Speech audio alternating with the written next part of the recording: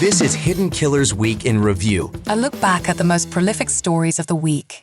You're listening to the Hidden Killers podcast with Tony Brueski. Featuring attorney, guest, and former felony prosecutor Eric Faddis. Rex Heuerman and the James Burke connection. That I think is going to be a book someday because there's so many questions about why was the Long Island serial killer investigation not really investigated for about 10 years while James Burke was in power. And now we have so much evidence pointing to one man that also ran a lot of the same circles, allegedly, as James Burke. Rex Heuerman, of course, accused of being the Long Island serial killer. He's innocent until proven guilty. Joining me to discuss, Eric Faddis, defense attorney, former prosecutor. This is a weird connection. It still is, and questions still being asked. We keep hearing more and more allegations from individuals that claim that they saw James Burke and Rex Heuerman at similar gatherings, in air quotes, in the late 90s into the early 2000s, including at times when James Burke was still the chief of police before all the charges went down. This is a long time ago, and we're going on eyewitness testimony from people who were sex workers. Is there ever going to be something here where we can more basically batten the hatches down and say, yeah, there is a connection here, and I'm wondering where that leads, and if that also leads to why Rex was able to allegedly go on these sprees for so long? You know, Tony, we have witnesses who presumably would testify under oath. So certainly that's evidence that that's a solid connection. But, you know, people like James Burke, police officers, they kind of know how to cover their tracks. They kind of know how to not be revealed and found out in some of their nefarious activities. And so I wouldn't be surprised if James Burke, kind of took measures to try and make sure that no one would find out what he was allegedly getting into, allegedly with Rex Heuerman. If you were to be looking into this, to investigate this, for a client, what are some of the areas you'd be looking at? What sort of discovery would you want to be examining to try and dig some of this up, dig some of these things that may have been swept under the rug all those years ago? You know, Tony, what I would do is exactly what Rex Heuerman's attorneys have requested. So they've requested James Burke's FBI file. And I guess presumably there is a file, or at least the defense attorneys think there is. I'd be probing my own client for, details about what that connection looked like. If there was sort of an avenue to show other people's involvement that could sort of deflect responsibility from Rex Heuerman. But I'd be interested to see if his attorneys get those FBI files, what they say. There's obviously a lot of it's hearsay. It's she said, and he doesn't really said anything.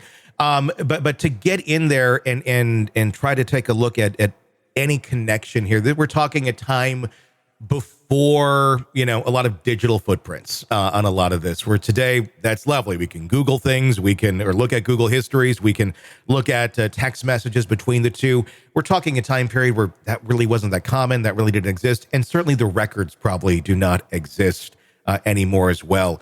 I would imagine that helps James Burke stay out of some of the potential hot water that he could be in.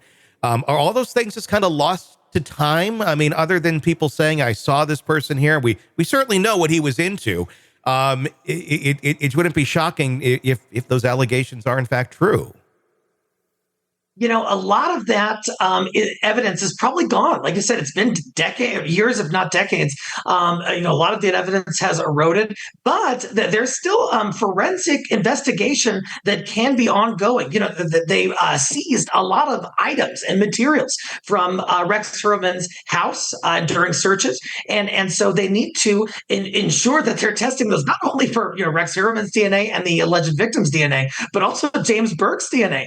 They need to look for fingerprints. They need to look for hair follicles and just other perhaps objective, more material types of evidence that may not have been lost with records being purged and things like that. One of the allegations is that in the duffel bag that was stolen from James Burke, and this is the individual Christopher Loeb that was beaten by him, and then obviously James Burke got in a lot of trouble for that, was allegedly a snuff film. And obviously they've collected a lot of things from Heuerman's house as well. I'm been kind of curious about that because, I mean, a film like that, it's not something you're going to go buy on the local porn shop on the side of the highway. If it's a legit snuff type film where people are being violated in horrible ways and violence is taking place. If this does exist, what if they both have the same film? What if they both have, I mean, that would be an interesting connection there. If it's in the archives of Heuerman and it was in the archives of Burke, would that prove a connection at all? Or is that just kind of show maybe just kind of the same circles that some of these people are running around in? It's surely an ominous theory. And, like you've alluded, there's a pretty small subset of the population who has any interest in this, horrible content. One of those is the serial killer, Rex Heuerman, who allegedly violated and killed a lot of sex workers. And so is there a connection in terms of prurient interests between James Burke and Rex Heuerman? They were at the same parties. And there's allegations that there were drugs and sex at these parties. Those allegations have not been confirmed yet, but we're seeing sort of a convergence of interests, a convergence of proximity between James Burke and Rex Heuerman.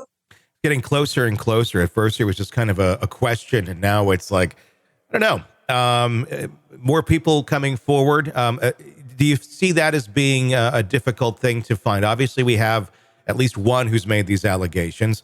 If this is something someone was involved in years ago as a sex worker, maybe your life, maybe you're dead, maybe you put your life into a different path now and don't necessarily want to go back down that road. Is it going to be difficult if they ever do try to investigate this deeper to get individuals like that to talk and to testify and to recognize the former life that they might have led? We can all think of reasons why these people may not want to come forward, that may make it less likely that they would come forward. Maybe these are dark times in their past and they don't want to revisit that. Yeah. They don't want to relive that trauma. They don't want to be known publicly for, what was maybe one of the worst moments of their life. And so I think that's going to be a hurdle for law enforcement to try to identify evidence and witnesses from the past to try to bridge this gap. Want to listen ad-free? Want advanced access to all of our interviews before anyone else? Become a True Crime Today Premium Plus subscriber on Apple Podcasts. You get every episode commercial-free. So you can binge on true crime until you can binge no more. Search True Crime Today Premium Plus on Apple Podcasts now, or go to our podcast page and sign up now. More of the Hidden Killers podcast next.